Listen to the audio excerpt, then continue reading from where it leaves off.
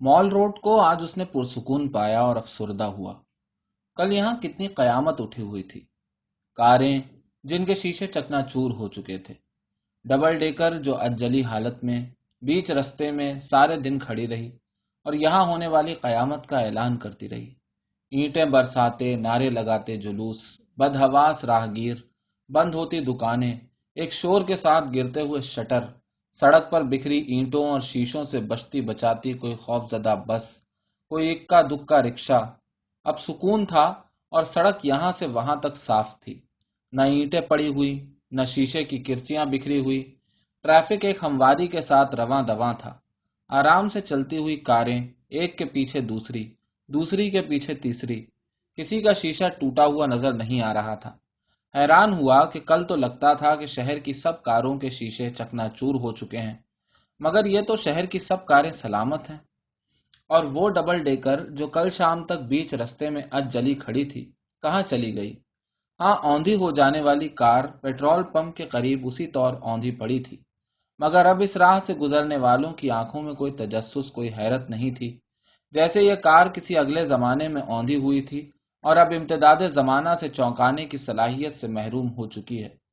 Metro wines के बराबर से गुजरते हुए अंदर बाहर के शिकस्ता शीशों को गौर से देखा। ये शिकस्ता शीशे गम्माजी कर रहे थे कि यहाँ कल बहुत कुछ हो चुका है, आज कुछ नहीं हुआ था।